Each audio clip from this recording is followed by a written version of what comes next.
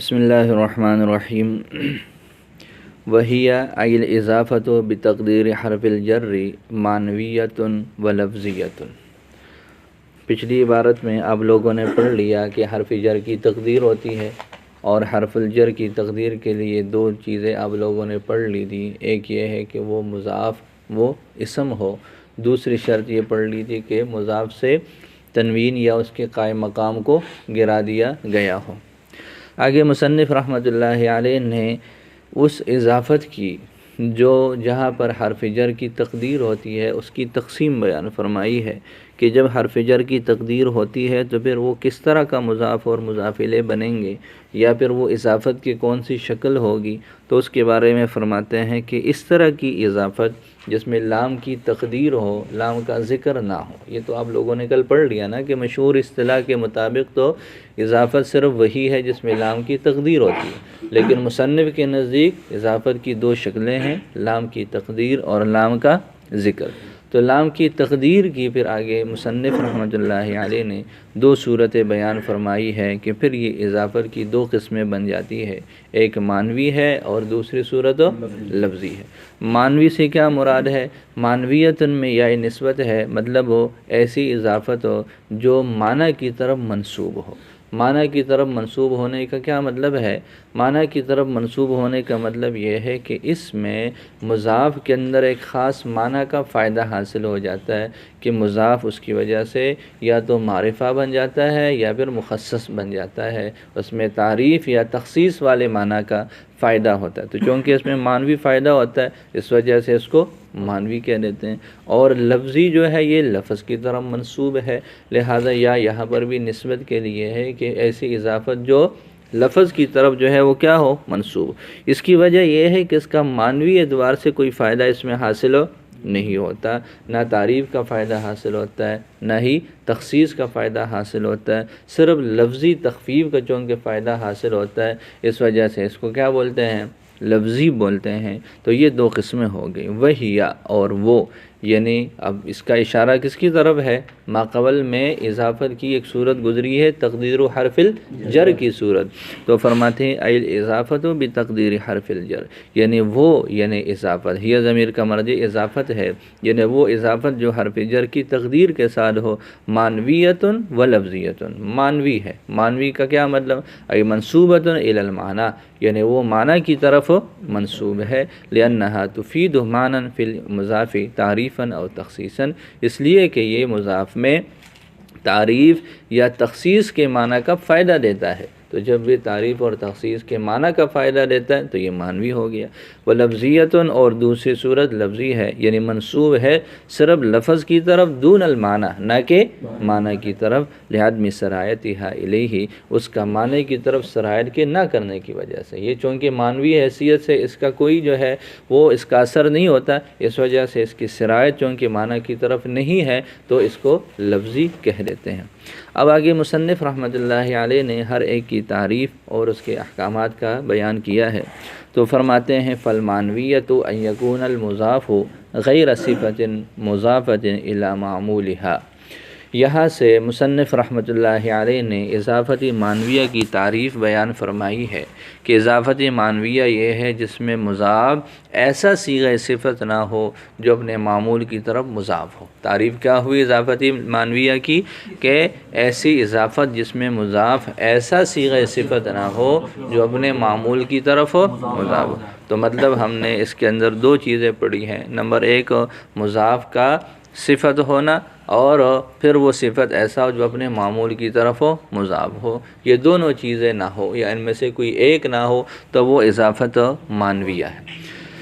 لہذا فالمعنویۃ مبتدا ہے، علامتها ان یکون المضاف، یہ علامتها اس کی خبر ہے، لہذا یہ اس وجہ سے نکالی ہے کہ ان یکون المضاف خبر کی جگہ پر ہے جو کہ مصدر بن جائے گا ان کی وجہ سے، اور مصدر محض کو ہم خبر کی جگہ پر واقع نہیں کر سکتے، اس وجہ سے یہ عبارت نکالی ہے کہ یہاں پر خبر محذوف ہے۔ تو فالمانویت و علامتها، پس مانویہ اس کی علامت یہ ہے کہ مضاف اس میں غیر صفت ہو، یعنی صیغہ صفت نہ ہو۔ صفت کی کون سی شکلیں ہیں؟ کاسم الفاعل والمفعول والصفت المشبہہ، جیسے صیغہ صفت کی مثال جیسے اسم فاعل ہے، اسم مفعول ہے، صفت مشبہ ہے، مطلب ان سے ہٹ کر کوئی اور چیز ہو۔ مضافت الی معمولها، ایسا صیغہ صفت جو کہ کیا ہو؟ مضاف ہو، اپنے معمول کی طرف نہ ہو۔ معمول سے یہاں پر کیا مراد ہے؟ معمول سے مراد یہاں پر فاعل یا مفعول مراد ہے، فاعل یا مفعول مراد ہے، لیکن قبل الاضافت، اضافت سے پہلے۔ یہ آپ مسئلہ پڑھ چکے ہیں کہ جی مضاف اور مضاف الیہ ہے، تو مضاف الیہ ہمیشہ مجرور ہوتا ہے۔ ہم نے ابھی پڑھ لیا کہ وہ حرف جر کی وجہ سے، لیکن ظاہری طور پر وہ اس کا جو عامل ہوتا ہے وہ مضاف ہی ہوتا ہے۔ تو جب مضاف اور مضاف الیہ کی ترکیب بنتی ہے تو ہمیشہ مضاف الیہ کس کا معمول ہوتا ہے؟ مضاف کا ہی ہوتا ہے۔ تو یہ اپنے معمول کی طرف ہی مضاف ہوتا ہے، معمول سے ہٹ کر کسی اور کی طرف مضاف ہو، اس لیے کہ وہ آگے مجرور بنا رہا ہے اس کو، لہٰذا وہ جب مجرور بنا رہا ہے تو اس کا تو معمول بن ہی گیا۔ تو یہ کیسے ہو سکتا ہے کہ اپنے معمول کی طرف مضاف نہ ہو؟ تو مطلب اس کا یہ ہے کہ جی اضافت کی ترکیب میں آنے سے پہلے ہی وہ اس کا معمول ہو، یہ مراد ہے۔ اضافت کے بعد تو وہ معمول ہی ہے، اس میں تو کوئی اور رائے ہے ہی نہیں۔ تو فرماتے ہیں کہ فاعلہا، اس کے معمول کی طرف مضاف، یعنی اس کے فاعل یا مفعول کی طرف یہ اضافت کیسی ہو؟ عامل اور معمول کا تعلق قبل الاضافت، اضافت سے پہلے وہ عامل اور معمول ہو۔ اب آگے مصنف رحمۃ اللہ علیہ نے غیر کی صورت بیان فرمائی ہے کہ جی ایسا صیغہ صفت نہ ہو جو اپنے معمول کی طرف مضاف ہو۔ اس کی صورت اب کیا ہوگی؟ پہلی صورت یہ ہے کہ وہ صفت ہی نہ ہو، یہ کہہ دیا نا ایسا صیغہ صفت نہ ہو جو اپنے معمول کی طرف مضاف ہو۔ تو پہلی صورت یہ ہے آدمی کہ یہ وہ صیغہ صفت ہی نہیں ہے۔ تو لم سواء برابر ہے لم یکن صفتن، کہ وہ صیغہ صفت ہی نہیں ہے۔ جیسے غلام و زید میں غلام اور زید، یہ زید جو ہے وہ صیغہ صفت نہیں ہے۔ یا صفت تو ہو لیکن وہ اپنے معمول کی طرف ہو، مضاف نہ ہو، اور معمول سے بھی مطلقاً معمول مراد نہیں ہے، بلکہ کون سا معمول مراد ہے؟ فاعل یا پھر مفعول والا مراد ہے۔ اس لیے کہ جتنے بھی ہیں مفعول فی ہو گیا یا اور اس طرح کے جتنے اب لوگوں نے پڑھ لیے ہیں معمولات، وہ سارے معمول ہیں، لیکن یہاں پر صرف فاعل یا مفعول مراد ہے۔ تو فرماتے ہیں کہ اوکان صفتاً، یا صیغہ صفت تو ہے اس میں لیکن غیر مضافت الی معمولہ، لیکن وہ اپنے معمول کی طرف مضاف نہیں ہے، بل الی غیرہ، بلکہ وہ اس کے غیر کی طرف۔ جیسے مسارع مصر، کریم البلد ہے، تو مسارع کس کو بولتے ہیں؟ گرانے والا، مقابلہ میں کسی کو زمین پر گرا دینے والا۔ اب زمین پر گرانے والا کسی انسان کو گرائے گا کہ شہر کو گرائے گا؟ انسان کو گرائے گا، شہر میں گرائے گا نا۔ تو یہ مصر اس کے لیے ضرب بن رہا ہے، ضرب بھی معمول ہے، ضرب بھی کیا ہے؟ وہ معمول ہے، لیکن یہاں پر چونکہ یہ اس کا فاعل مسارع کا یا پھر اس کا مفعول نہیں ہے، اس وجہ سے یہ صیغہ صفت تو ہے لیکن مطلوبہ معمول کی طرف مضاف نہیں ہے۔ کریم البلد، کریم، ہاں کریم کس کو بولتے ہیں؟ شریف کو بولتے ہیں۔ تو ظاہر ہے شرافت تو کس میں ہوتی ہے؟ شہر میں رہنے والوں میں ہوتی ہے۔ تو یہ البلد اس کے لیے ظرف تو ہے لیکن اس کا فاعل جو ہے وہ نہیں ہے۔ تو مطلب یہ صیغہ صفت تو ہے لیکن آگے اس کا معمول نہیں ہے، تو یہ صورت بھی اس سے جو ہے یہ والی صورت مراد ہو جائے گی۔ تو یا تو صیغہ صفت ہی نہیں ہے، یا صیغہ صفت تو ہے لیکن وہ اپنے معمول کی طرف مضاف نہیں ہے، یہ اضافتی معنویہ کی شکل ہو جائے گی۔ لہٰذا اس سے احتراز ہو جائے گا اس صیغہ صفت سے جو اپنے معمول کی طرف مضاف ہوگا۔ جیسے ضارب زید اور حسن الوجہ میں ضارب مضاف ہے اور زید اس کا مضاف الیہ ہے۔ یہ ضارب زید میں زید اس کا فاعل جو ہے اس کا مفعول ہے، اس کا یہاں پر کیا ہے؟ یہ مفعول بھی کی طرف مضاف ہے۔ حسن الوجہ میں حسن مضاف ہے فاعل کی طرف، تو یہ اضافت الی المعمول ہے، یہ اس صورت کا احتراز ہو جائے گا۔ تو معنویہ کی تعریف کیا ہو جائے گی؟ ایسی اضافت جس میں مضاف ایسا صیغہ صفت نہ ہو جو اپنے معمول کی طرف مضاف ہو۔ اب آگے اضافتی معنویہ کی تقسیم بیان فرمائی ہے کہ اضافت لفظیہ میں اما بمعنی اللامی و اما بمعنی من و اما بمعنی فی، کہ اضافتی معنویہ کی آگے تین قسمیں ہیں، بمعنی لام، بمعنی من اور بمعنی فی۔ وہ اضافت جس میں لام کی تقدیر ہو، وہ اضافت جس میں من کی تقدیر ہو، اور وہ اضافت جس میں فی کی تقدیر ہو۔ اب آگے مسئلہ یہ ہے کہ جی کہاں پر جو ہے وہ لام ہے، کہاں من ہے اور کہاں فی ہے، تو فرماتے ہیں کہ وَإِمَّا بِمَعْنَ اللَّامِ، یا وَهِيَ اور وہ اضافت کی آگے شکل بیان فرمائی ہے کہ اضافت معنویہ استقراء کے حکم سے یہ تین صورتوں پر ہے، مطلب جہاں تک ہماری تلاش مکمل ہو چکی ہے اس جو ہے وہ بحث کا نتیجہ یہ ہے کہ ہم نے اضافت میں صرف تین حروف جارہ کی تقدیر کو پایا ہے، اس کے علاوہ ممکن ہے آگے وہ ہو جائے۔ تو فرماتے ہیں بمعنی اللام۔ اب بمعنی اللام کہاں پر ہوگا، تو آگے اس کی متن کے اندر دیکھ لیں کہ فیما عدا جنس المضاف و ظرفہ، وہ صورت جہاں پر مضاف الیہ مضاف کا جنس بھی نہ ہو اور ظرف بھی نہ ہو، مضاف کے لیے جنس بھی نہیں ہے اور مضاف کے لیے ظرف بھی نہیں ہے۔ مضاف الیہ ایک ایسا کلمہ ہے جو مضاف کے لیے بطور جنس کے بھی نہیں ہے۔ جنس کی آگے تعریف ذکر کی ہے کہ جنس سے مراد یہاں پر یہ ہے جس کا اطلاق جو ہے وہ مضاف پر بھی ہو اور مضاف کے علاوہ پر بھی ہو۔ مضاف الیہ ایسا کلمہ ہے جس کا مصداق مضاف بھی بن سکتا ہے اور مضاف الیہ بھی بن سکتا ہے۔ تو فرماتے ہیں کہ یا تو یعنی وہ جنس بھی نہیں ہے، اس طرح بھی نہیں ہے۔ دوسری صورت یہ ہے کہ وہ ظرف بھی نہیں ہے، ایسا کلمہ بھی نہیں ہے جو اپنے مضاف کے لیے کیا بن جائے، ظرف بن جائے، ایسا بھی نہیں ہے۔ تو جب یہ دو صورتیں پائی جائیں گی تو پھر وہاں پر لام کی تقدیر کریں گے، کیا کریں گے، لام کو مقدر کریں گے۔ دوسری صورت یہ ہے کہ فی جنس المضاف، اگر مضاف الیہ مضاف کے لیے جنس ہو، مضاف الیہ مضاف کے لیے کیا ہو، یعنی اس کا اطلاق مضاف پر بھی ہوتا ہے اور مضاف کے علاوہ پر بھی ہوتا ہے، تو اس کو جنس کہتے ہیں۔ تو اگر مضاف الیہ مضاف کے لیے جنس ہے تو وہاں پر کیا کریں گے، لام کی یہ من کی تقدیر کریں گے۔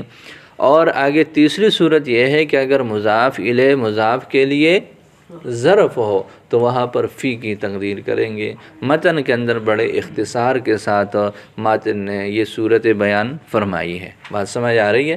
لام کہاں پر کریں گے، جہاں پر مضاف الیہ مضاف کا نہ جنس ہے نہ ہی ظرف ہے، اور اگر جنس ہے تو من نکالیں گے اور اگر ظرف ہے تو فی نکالیں گے۔ یہ بڑے اختصار کے ساتھ آگے شارح نے اس کی جو ہے پوری وضاحت وہ بیان فرمائی، یہاں تک ترجمہ دیکھ لو۔ وہی اور وہ یعنی اضافت معنویہ استقراء کے حکم سے اما بمعنی اللام، یا تو لام کے معنی میں ہوگا فی ما، اس مضاف الیہ میں، ما سے مراد مضاف الیہ ہے، اس مضاف الیہ میں جو عدا جنس المضاف، جو مضاف ہو کے جنس اور اس کے ظرف کے علاوہ ہو۔ جنس نہ ہونے کا کیا مطلب، ای لا یکون صادقا علی المضاف وغیرہ، یعنی جہاں پر وہ جو ہے وہ مضاف اور اس کے غیر پر صادق نہ آ رہا ہو، ولا ظرفا لہ، اور نہ ہی اس کے لیے وہ ظرف ہو، جیسے غلام زید۔ اسی طرح فإن زیدن انتباہ کیا ہے کہ بے شک زید لیس جنسا للغلام، یہ غلام کے لیے جنس نہیں ہے کہ اس کے اوپر بھی صادق آئے، اور ولا ظرف ہو، اور نہ ہی اس کے لیے کیا ہے، ظرف ہے۔ اب دیکھیں زید کا اطلاق غلام پر ہو سکتا ہے، ہم تو یہ کہہ رہے ہیں نا غلام زید، زید کا غلام، تو جو زید کا غلام ہے اس کو زید کہہ سکتے ہیں، بولو، زید کا غلام الگ حیثیت ہے، وہ الگ ذات ہے، اس کو تو زید نہیں کہہ سکتے، زید تو اس کا مالک ہے۔ مطلب یہاں پر زید کا اطلاق جو ہے وہ غلام پر نہیں ہو سکتا، تو اس کے اوپر صادق نہیں ہے، اس کے لیے ظرف بھی نہیں ہے۔ فاضافت الغلام الیہ، لہذا غلام کی اضافت زید کی طرف بمعنی اللام، یہ کیسی بن جائے گی، لام کے معنی میں، ای غلام لزید، یوں عبارت بن جائے گی۔ پہلی صورت یہ ہوگی کہ جی مضاف الیہ نہ جنس ہے اور نہ ہی ظرف ہے، تو لام کی تقدیر کریں گے۔ وَإِمَّا بِمَعْنَى مِن البیانیہ، یا پھر من بیانیہ کے معنی میں ہوگا فی جنس المضاف، جہاں پر وہ مضاف الیہ مضاف کا جنس ہو، اس میں، اس صورت میں مضاف کے جنس سے کیا مراد ہے، الصادق علیہ وعلی غیرہ، یعنی وہ مضاف پر بھی صادق آئے اور مضاف کے علاوہ پر بھی صادق آئے، جیسے اس کی مثال آگے ساری وضاحتیں آگے آ رہی ہے۔ لیکن اس کے لیے آگے ایک شرط ہے، وہ شرط یہ ہے کہ جی ہم نے تو مضاف الیہ کے بارے میں پڑھ لیا کہ وہ مضاف اور غیر مضاف پر صادق آ رہا ہے، لیکن جو مضاف ہو وہ بھی ایسا ہو کہ وہ بھی جو ہے غیر مضاف اور مضاف الیہ اور مضاف الیہ کے علاوہ دونوں پر صادق آئے۔ جیسے اس کو مثال سے سمجھ لیں، خاتم و فضۃ، خاتم ہے اور فضہ ہے، خاتم ہے اور فضہ، خاتم و فضۃ، فضۃ مضاف الیہ ہے، یہ مضاف کے لیے جنس ہے، یہ مضاف کے لیے جنس ہے۔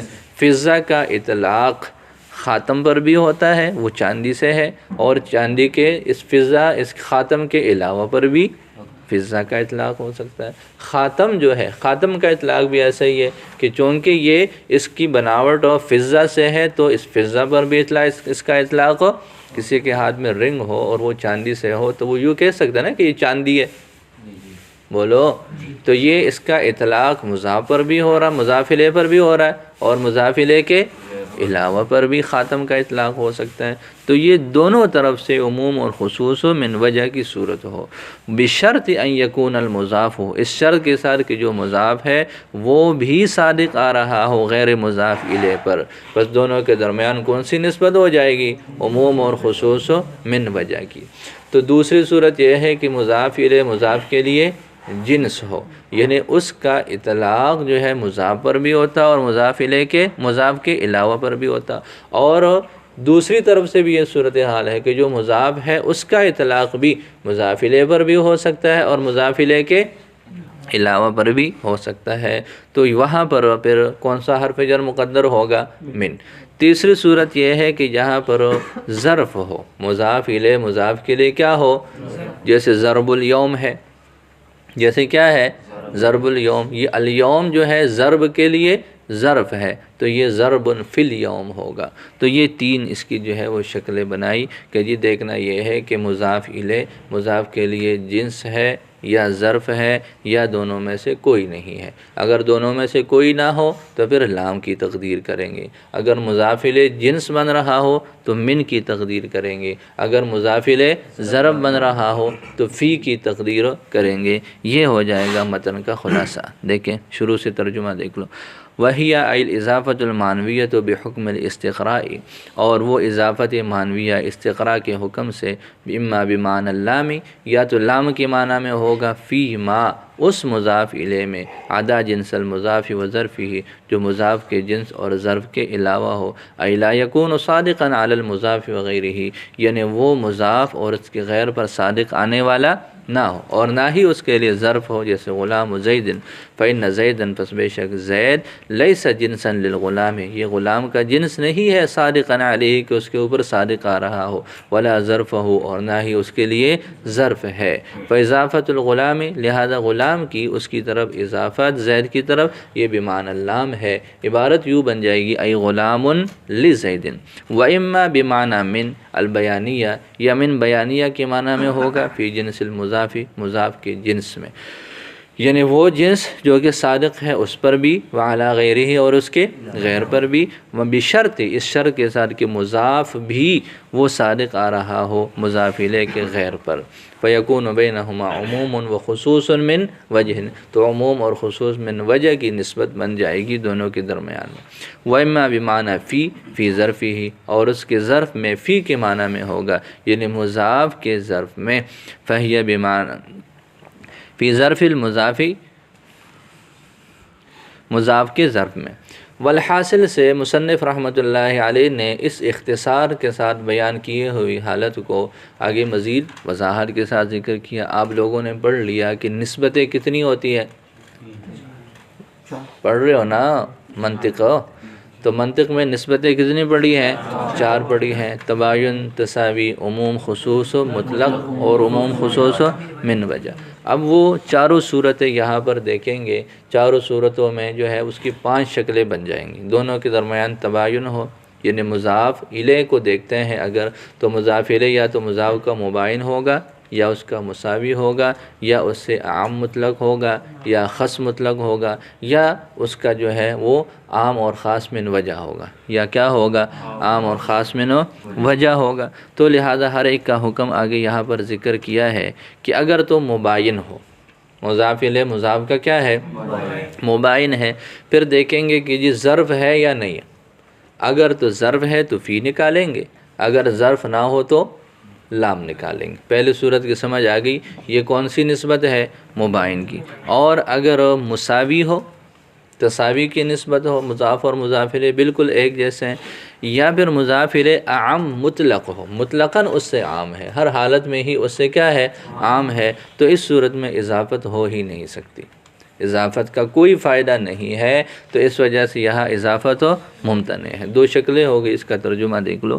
والحاصل، اور حاصل یہ ہے ان المضاف الیہ کہ مضاف الیہ اما مباین للمضاف، یا تو مضاف کا کیا ہوگا مباین ہوگا، وحینئذ اور اس وقت ان کان ظرفا لہ اگر تو اس کے لیے ظرف ہو، فالاضافۃ بمعنی فی، تو اضافت فی کے معنی میں ہوگا، والا وگرنہ فہی بمعنی اللام، وہ اضافت بمعنی لام ہے۔ ایک نسبت ہو گئی، دوسری نسبت واما مساو لہ، یا پھر اس کا کیا ہوگا جیسے لیس اور اسد ہے، لیس و اسد، واما اعم مطلقاً، یا پھر اس سے عام ہوگا مطلق طور پر، کاحد الیوم، جیسے الیوم ہے تو الیوم تو مطلق ہے، ہر دن پر اس کا اطلاق ہو سکتا ہے، اور احد جو ہے اس کا اطلاق ہوتا ہے کس پر ہو، ہفتے والے، یہ اتوار کو بولتے ہیں، یوم السبت کے بعد یوم الجمعہ، یوم السبت، یوم الاحد، اتوار کے لیے اس کا لفظ بولا جاتا ہے، تو اتوار خاص ہے اور الیوم جو ہے وہ کیا ہے، تو یہ مضاف الیہ مطلقاً کیا ہے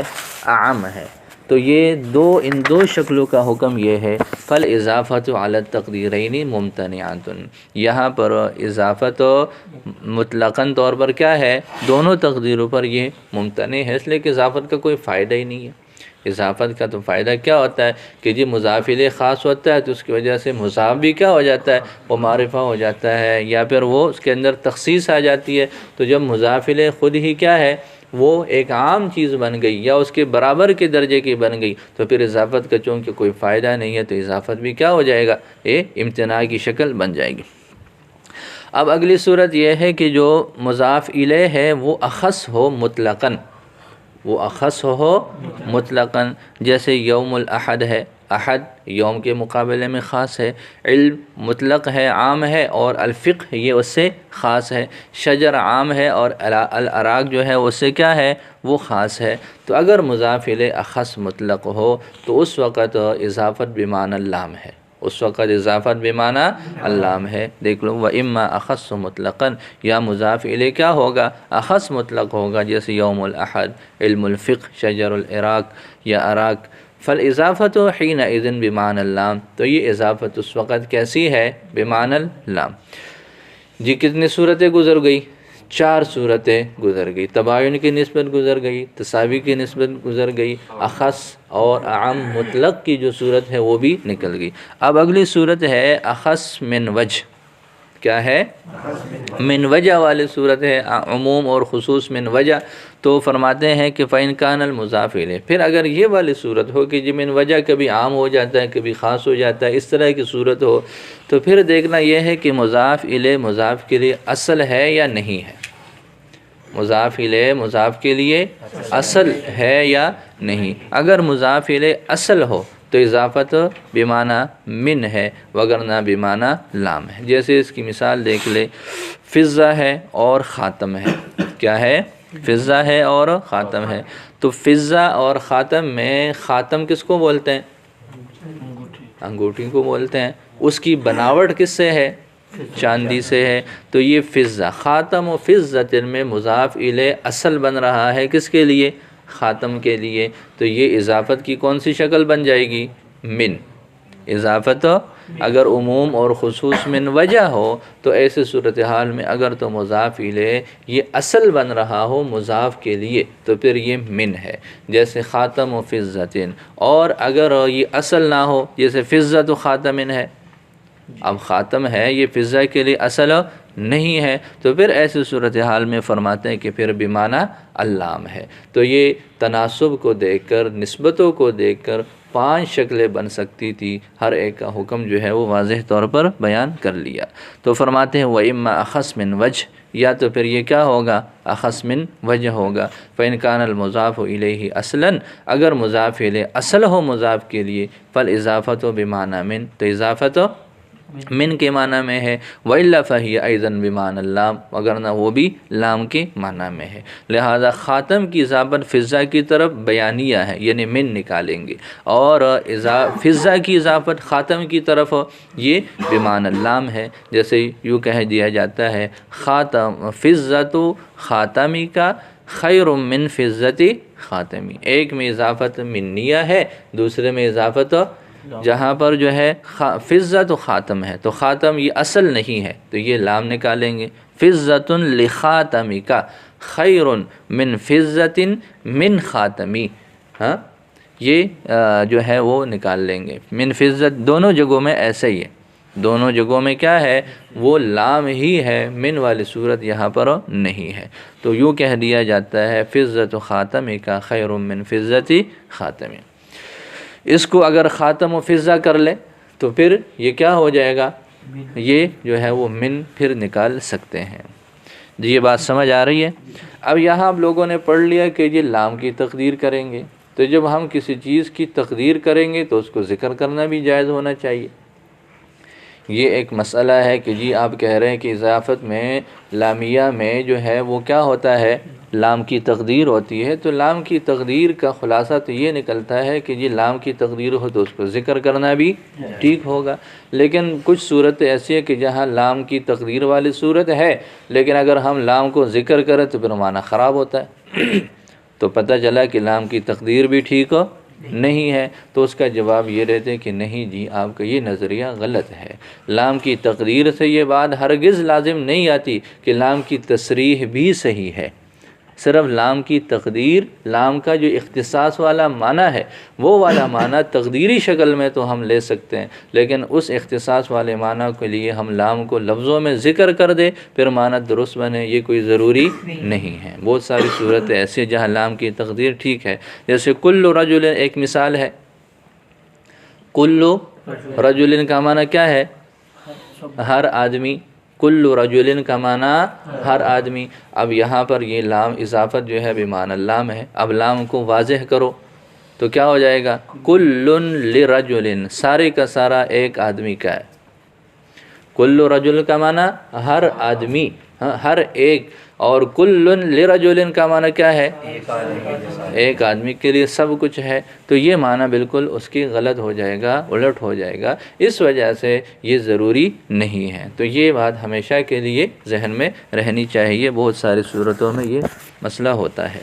وَعْلَمْ، یہ بات جان لو، أَنَّهُ لَا يَلْزَمُ، یہ بات لازم نہیں آتی، یہ بات لازم نہیں ہے ان صورتوں میں جو بمعنی اللام ہو، ان یصح تصریح بہا، کہ اس کے ساتھ تصریح بھی کیا ہو، صحیح ہو، بل یکفی، بلکہ کافی ہے، افادۃ الاختصاص، لام کے فائدہ، اختصاص کے فائدہ کا ہونا، الذی هو مدلول اللام، جو کہ لام کا کیا ہے، مدلول ہے۔